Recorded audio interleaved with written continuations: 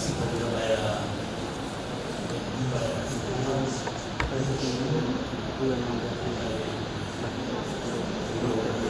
sana Mbeya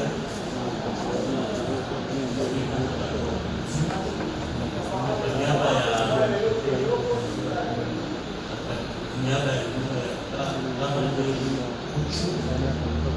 ambaye jina aliolewa sala ambayo tunatolea na kwa niaba maalum ya Samuel kuda ya Samuel na Penina, niseme maneno machache shukrani kwa moyo wa dhati na unyenyekevu, na washukuru sana wote mliohusika kwa namna moja au nyingine katika maisha ya Penina, hasa katika kipindi cha mwisho ambapo alikuwa anaugua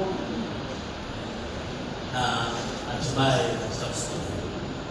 Lakini nianze kwa kusema asanteni sana Baba Askofu, viongozi wote wa kanisa hili kwa sababu ya hii ibada nzuri. Naamini wote tuliohudhuria kuona jinsi ambavyo mambo haya yanaenda vizuri kwa sababu na niwashukuru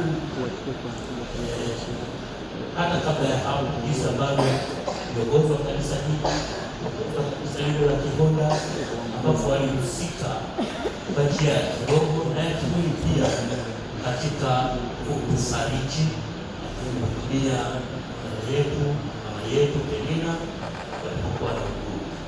Walikuwa wanafika mara kwa mara nyumbani kuombea, na hata walipokuwa mbali walikuwa na kikundi wanapeana taarifa za kuombea.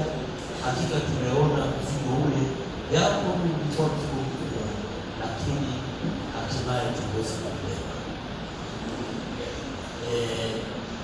Pia naomba niseme asanteni sana wahudumu wa afya hospitali mbalimbali ambao walimhudumia Penina. Mara zote kama ndugu tuliona alikuwa anahudumiwa vizuri, hakuna malalamiko.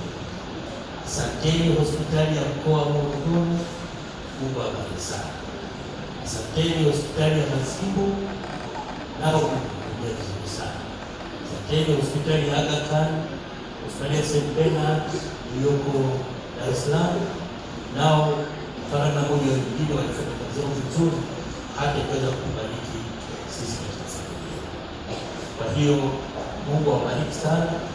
Tunashukuru hata kwa msiba huu ambapo jirani wamekuja kwa wingi wakifariki. Kwa hiyo tunashukuru sana. Yote hiyo ni mapenzi ya Mungu yamefanyika.